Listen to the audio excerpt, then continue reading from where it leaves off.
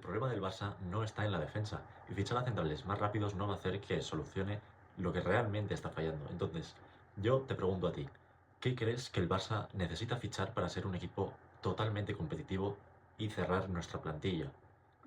Bienvenidos a Pulso Culé, lo comentamos. Primero de todo, si queremos hablar de los fichajes que debe hacer el Barça o también las ventas que tiene que hacer este verano, debemos de pensar cuál es el verdadero problema de este equipo.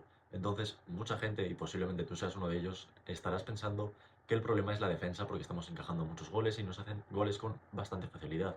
Pero la verdad es que, aunque esto te parezca que no tiene sentido, la verdad es que la culpa no está en la defensa. ¿Es un problema? Sí que es un problema. Pero la principal culpa no es de los defensores, sino de los atacantes. ¿Por qué te digo esto? Vale, esto ya lo dijo Flick cuando llegó al Barça. Mi primer defensor es el delantero.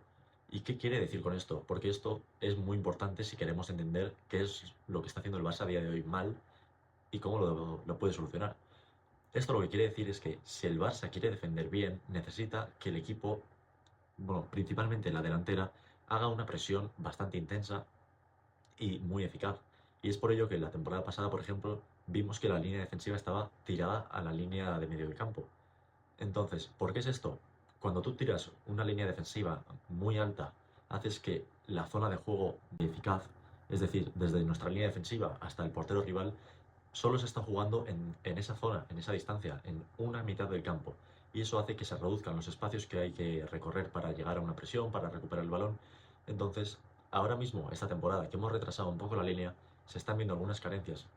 Yo quiero pensar que también es por cansancio, y no solo por cansancio, sino al tener las líneas más separadas porque la defensa está más atrasada, hace que los jugadores tengan que recorrer más distancia si quieren hacer una presión efectiva y impedir que el rival salga con el balón jugado. Entonces, brevemente, uno de los problemas del Barça sería acumulación de minutos. ¿Y a qué se debe esta acumulación de minutos? Se debe principalmente a que no hay competencia real en algunas posiciones.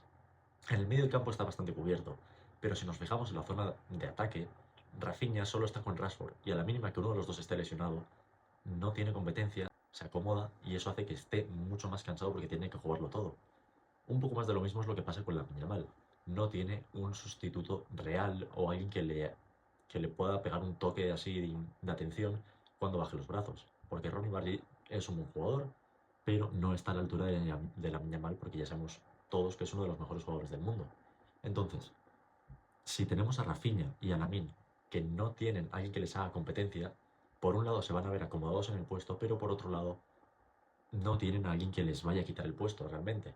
Entonces van a jugarlo todo y eso va a hacer que estén cansados y no tengamos una presión eficaz. Si a eso le sumas que nuestra línea defensiva está bastante más atrasada, pues lo que tenemos es una presión poco eficaz y que los rivales nos hacen mucho daño en la espalda.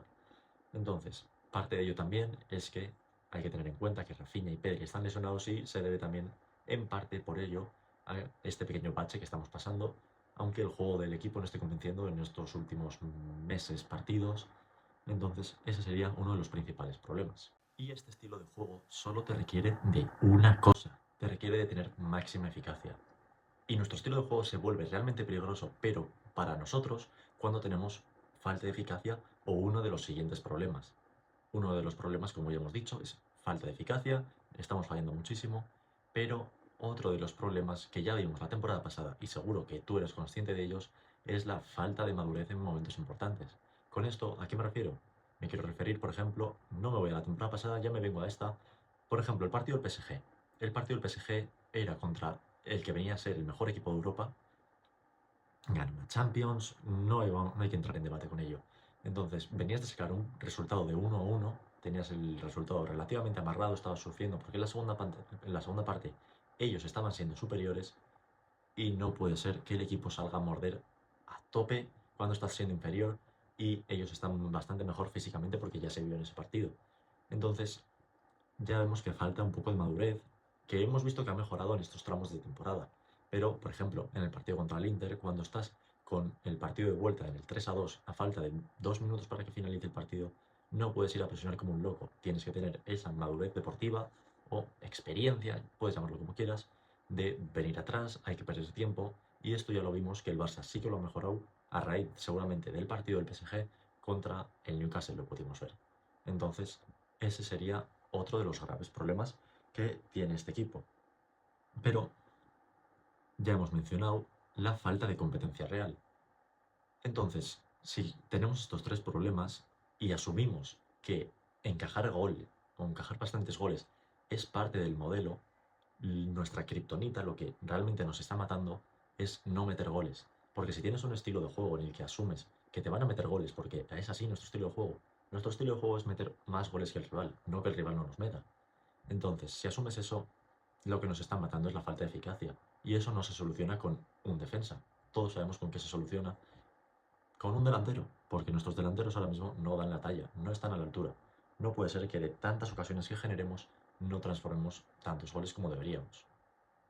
Entonces, si nos enfocamos un poco más no solo en la delantera, sino qué es lo que realmente falla para poder solucionar el problema que estamos teniendo, debemos de pararnos a pensar y decir, ¿realmente necesito un defensa central o quizás necesito más competencia en la delantera, otro delantero, renovarme un poco en esos aspectos? ¿Qué es lo que realmente está fallando en el engranaje? Y vamos por orden. Entonces, para mí, sé que para muchos no, la defensa no es el principal problema. Para mí no lo es. Para vosotros puede ser que sí. Pero después de este breve análisis diagnóstico que acabamos de hacer, yo me centraría en ir posición por posición de arriba hacia abajo.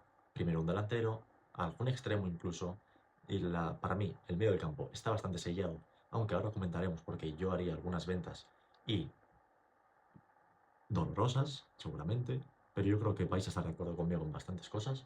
Y ya luego, evidentemente, me centraré en la defensa, que aunque diga que no sea el principal problema, no estoy diciendo que no se tenga que reforzar ni que no se tenga que mejorar.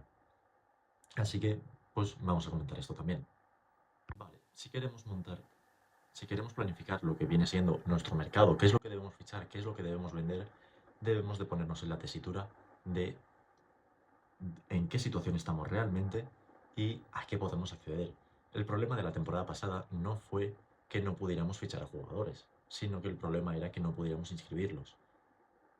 Esta temporada se va a solucionar eso, seguramente, y quiero pensar, espero que sea así, que vamos a liberar bastante masa salarial con la salida de jugadores importantes, si nos centramos en cuanto a salario, como lo son Lewandowski, que es el que más cobra de la plantilla, Marc-André Ter Stegen, y este tipo de jugadores que están cobrando un salario elevado sin tener un rol protagonista.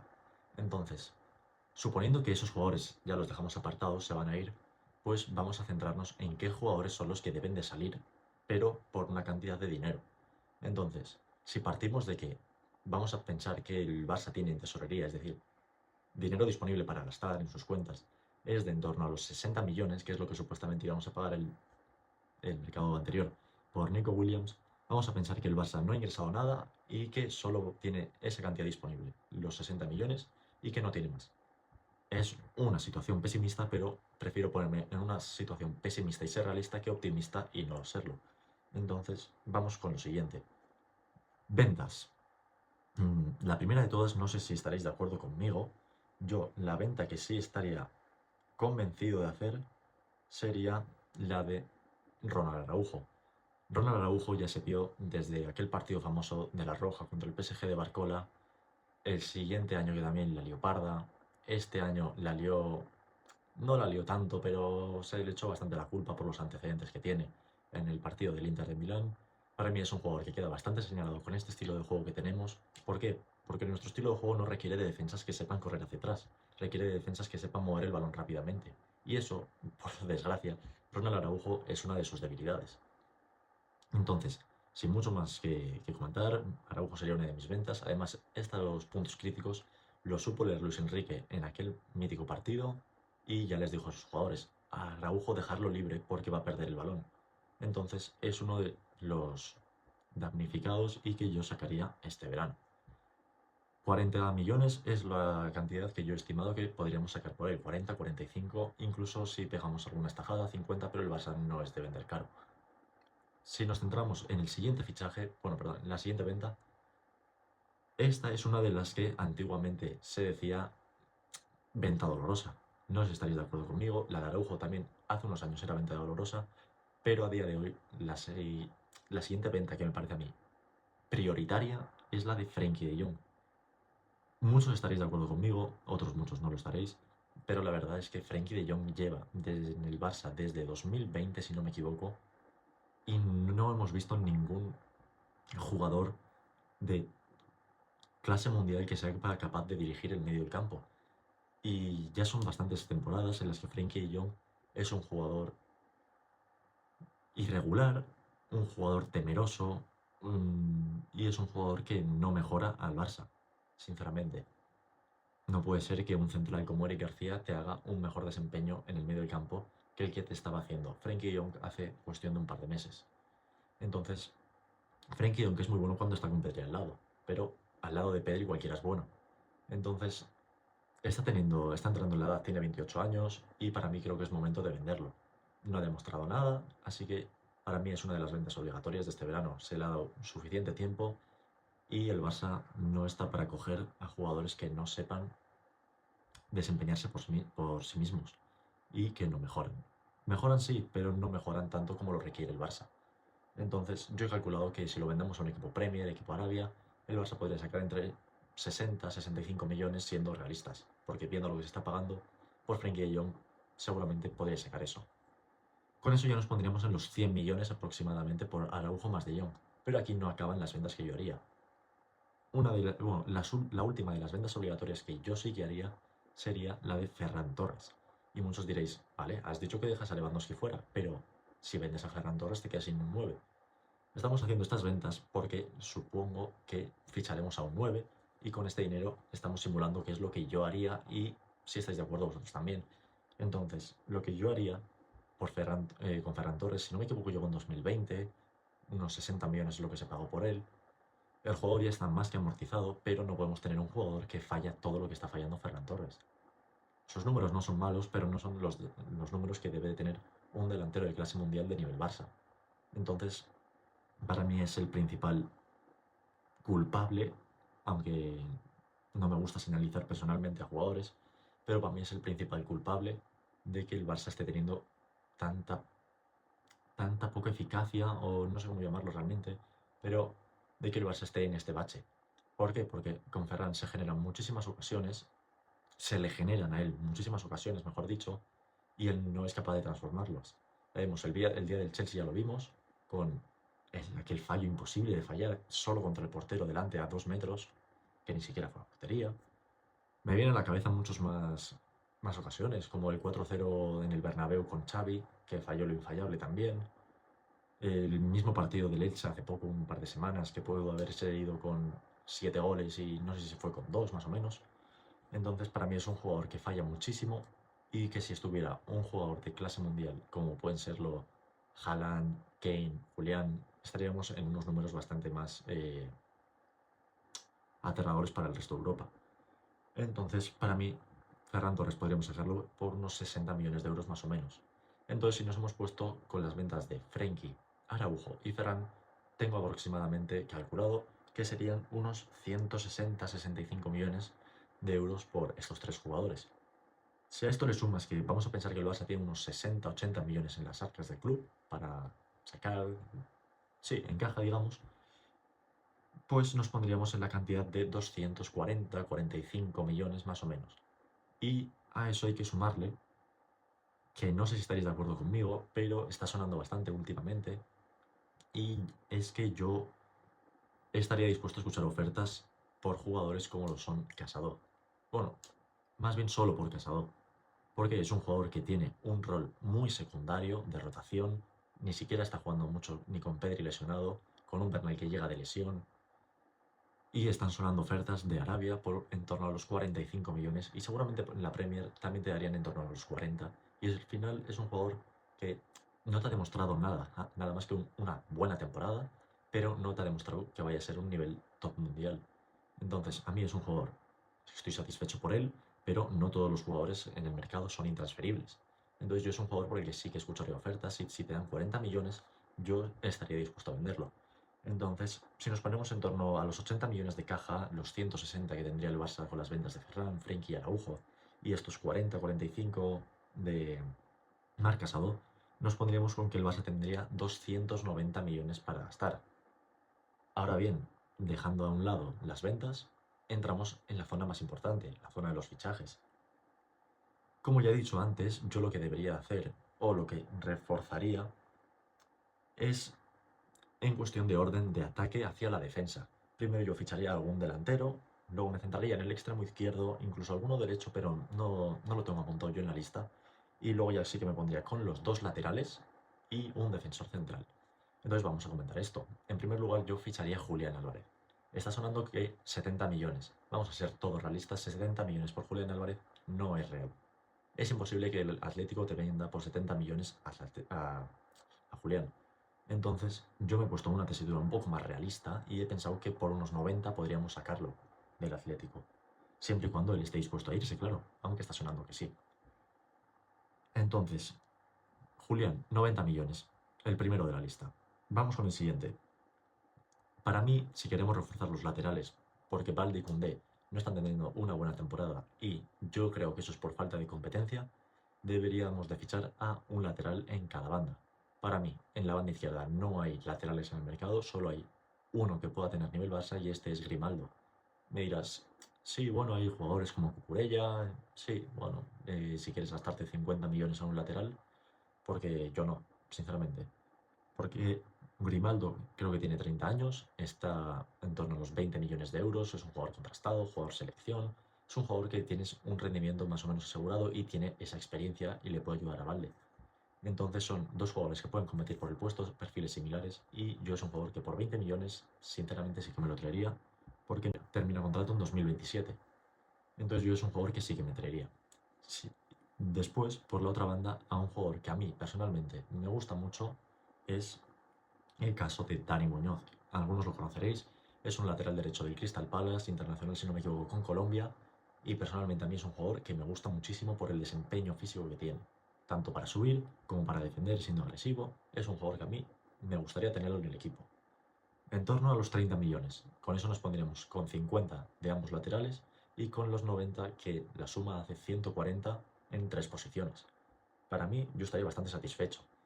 Y si quieres meter un, un matiz, o si no te gusta del todo Dani Muñoz, porque quizás puede ser que no lo conozcas tanto, te voy a dar una opción B. A mí un jugador que me gusta bastante también es Dumfries. Lo vimos cuando jugamos contra ellos mismos, contra el Inter, la temporada pasada en semifinales. Es un jugador que me gusta mucho, tiene contrato hasta 2028, creo que tiene 28 años, no es muy joven tampoco. Entonces, un jugador que me traería sería ese también, siempre y cuando no se dé el de Dani Muñoz, y te cuesta entre los 25 o 30 millones. Es decir, el mismo precio que Dani Muñoz, unos 10 millones más que Grimaldo, sí. Y si nos centramos ya en la zona de central, para mí solo hay un nombre y este es Bastoni. Creo que todos estamos de acuerdo. Central izquierdo, experimentado, físico, zurdo. Para mí es un centralazo, nivel internacional. Muchos equipos de Europa lo quieren, pero ya se ha dejado querer por la afición del Barça en redes sociales. Entonces, para mí es un jugador que su precio está tasado a unos 70 millones de euros. Yo creo que el Barça negociando podría llegar a los 65. Y es un jugador que sinceramente no tendría ninguna duda en traerme. Yo creo que estaréis todos de acuerdo en que Bastoni sería una pieza fundamental en este equipo. Entonces, ¿qué es lo siguiente que traería yo si has dicho que tu prioridad es un lateral, un extremo izquierdo también, después del delantero? Pues aquí tenemos que extendernos un poquito más, por eso es que lo he dejado un poco más para el final. ¿Y a quién ficharía yo? Tengo dos opciones. Una se llama Rashford, opción de compra de 30 millones, no hay que discutir, no hay que negociar. Negociaría aún así, pero ya te están vendiendo las motores de Manchester que lo quieren de vuelta, bla, bla, bla. Todos sabemos que esto es negociación pura y dura. Entonces, ¿a quién me traería yo si no conseguimos un Rashford o no te convence o quieres apostar mucho más duro por esa banda izquierda y que haya una competencia real con dos perfiles distintos al de Rafinha? Entonces, mi segundo nombre, o más bien mi primer nombre, pero dudo que se dé, no es realista para mí, Rafael Leao. Yo creo que a Rafa Leao lo podría sacar del Milan por unos 60 millones. La cosa es que es un jugador irregular. Lo que me gusta de él es que es internacional con Portugal, un jugador muy desequilibrante, físico. Sinceramente, para mí es un jugador que me gusta muchísimo. Entonces, si nos ponemos en esa tesitura de que habíamos gastado ya aproximadamente 140 millones entre laterales y delantero, a eso le sumas el central que es Bastoni, pues te pones ya en los 210 millones de gasto. Si a eso le restas los 200 millones, los 290 que teníamos más o menos presupuestados que el Barça podría gastarse, te quedan unos 80 millones para gastar. ¿Con 80 millones te da para fichar a Leao? Sí. ¿Qué es la cosa? Que hemos dicho que vendíamos a Ferran y Lewandowski y necesitamos fichar a otro delantero más. Entonces es uno de los motivos por los que yo ficharía a Rashford en vez de a Leao. Porque así te da para fichar a más jugadores. ¿Cuáles son los jugadores que yo ficharía? Ahora nos tenemos que poner en la posición de que no vamos a fichar a un delantero estrella, porque ya hemos pensado que vamos a fichar a Julián. Me gustaría también Kane, si no puede ser Julián, porque es un delantero muy polivalente. A mí me gusta mucho Kane. Haaland es imposible, lo sabemos todos. Pero vamos a centrarnos en el jugador 9 suplente. ¿Cuál sería este para mí? Pues tengo dos opciones. Algunos lo conoceréis, los que sigáis un poco más la Liga Española, que es Eta Young. Es un jugador relevante que a principio de temporada ya destacó con buenos números, pero lo que más me gusta de él es su edad, su desempeño físico y sobre todo su precio, porque su precio está tasado en unos 20 millones de euros, que es poco dinero. Y pues la verdad que para mí es un perfil muy parecido al de Guirassy, que es un jugador que me gusta mucho, pero Guirassy es mayor. Para mí, para un jugador suplente del Barça, encajaría bastante bien este perfil de jugador. Y si queremos irnos un poco más lejos, un perfil muy similar, pero un poco más distinto, más prometedor, sería el de Forbes. Algunos lo conoceréis, es ese jugador que juega en el Brujas actualmente. Ya lo vimos cuando nos tocó jugar contra ellos esta misma temporada en la fase de liguilla. Entonces, para mí es un jugador que me gustó mucho y me lo traería. Lo mejor de él, 21 años, es decir, un año menos que Taillon, y incluso más barato, 15 millones es lo que se podría comprar. Entonces, para mí, Taillon sería la segunda opción para el suplente del Barça. Yo me quedaría con Forbes, aunque esté ligeramente menos contrastado, pero sí que es verdad que tiene un potencial mayor bajo mi punto de vista. Entonces, para mí, este sería el mercado Barça. Hacemos una breve recapitulación. Delantero Julián Álvarez, extremo izquierdo Rashford, luego lateral izquierdo Grimaldo, lateral derecho Dani Muñoz y si te quieres quedar con el plan de Dumfries, central Bastoni y delantero suplente Forbes. Hay que decir que dudo que el Inter de Milán estaría dispuesto a vendernos a Bastoni y a Dumfries en un mismo mercado. Entonces, son fichajes que entrarían dentro de ese presupuesto que hemos imaginado, que hemos calculado. Entonces, es lo que yo haría si fuera Laporta o el presidente que vaya a salir, que seguramente sea Laporta. Entonces, os voy a hacer una pregunta a vosotros. ¿Creéis que el problema del Barça es estructural o es un problema individual? Yo os voy a hacer una pregunta un poco más para que me digáis qué es lo que opináis vosotros. ¿Creéis que si fichamos a algún central más rápido, un central más top, dejaremos de encajar goles? Yo sinceramente creo que no, pero quiero que me lo digáis vosotros, qué es lo que opináis, y nosotros nos vemos en el siguiente vídeo.